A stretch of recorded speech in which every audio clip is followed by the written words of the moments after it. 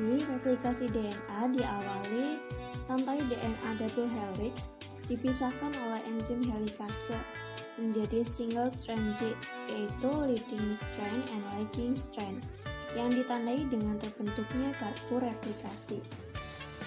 Kemudian, leading strand tadi mengikat nukleotida bebas dan disusun kembali dengan bantuan DNA polimerasi. Kemudian enzim ligase menyegel dan membentuk untaian DNA di leading strand dan terbentuklah untaian DNA baru.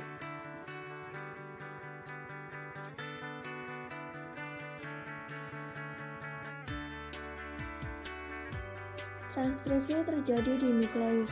Ada 3 tahapan yang terjadi dalam proses transkripsi, yaitu inisiasi, elongasi, dan terminasi.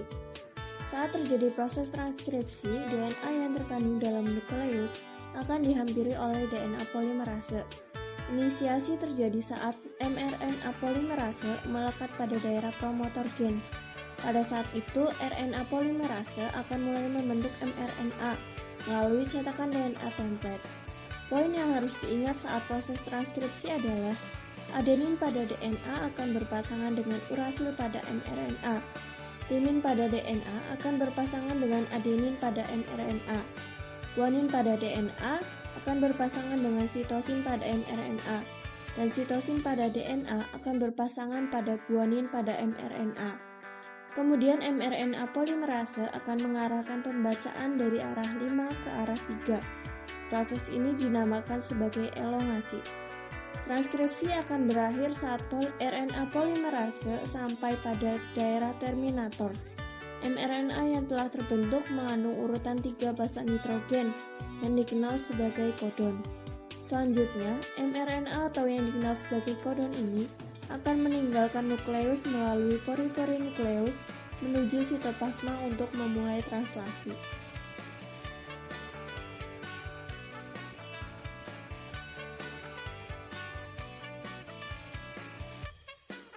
Pada translasi terdapat aturan memasangkan basa nitrogen, yaitu A pada mRNA akan berikatan dengan U pada tRNA. U pada mRNA akan berikatan dengan A pada tRNA. G pada mRNA akan berikatan dengan C pada tRNA. C pada mRNA akan berikatan dengan G pada tRNA. Sama halnya dengan transkripsi, translasi juga memiliki 3 tahapan, yaitu inisiasi, elongasi, dan terminasi. Tahap inisiasi dimulai saat ribosom subunit kecil terikat pada mRNA. Ribosom subunit kecil ini akan bergerak dari arah 5 ke 3. Ketika sudah menemukan kodon AUG, tRNA akan membawa asam amino metionin dan antikodon UAC akan melekat pada mRNA. Kemudian, setelah tRNA terikat pada mRNA, maka ribosom subunit besar akan datang dan terikat juga bersama ribosom subunit kecil untuk melengkapi proses inisiasi. Ribosom subunit besar memiliki 3 daerah.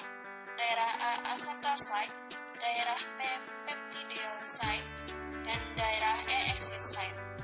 Saat terjadi proses elongasi, asam amino yang lain akan dibawa pada rantai mRNA oleh RNA transfer dengan membawa antikodon. Untuk dapat mengetahui jenis asam amino apa yang mengkode kodon, maka dapat dilihat pada tabel triplet kodon. Misal, jika pada mRNA kodon AUG, maka asam amino yang terbentuk adalah metionin. Begitupun seterusnya. Selanjutnya, asam amino baru ini akan memasuki daerah A. Lalu, ikatan peptida akan terbentuk di antara kedua asam amino pada daerah P. Saat itu, ribosom akan berpindah ke triplet kodon lain yang ada di mRNA, sehingga tRNA sudah melepaskan asam aminonya akan berada di daerah P dan bersiap untuk keluar. Kemudian, daerah A bersiap untuk ditempati tRNA yang baru. Siklus ini akan berulang sampai pada tahap terminasi. Terminasi terjadi ketika salah satu dari ketiga stop kodon berada di daerah A. Kodon ini dikenali oleh protein yang dikenal sebagai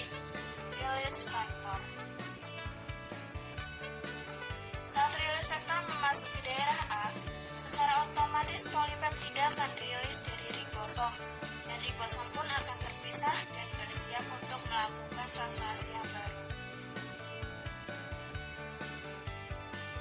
Nah, polipeptida inilah yang dikenal sebagai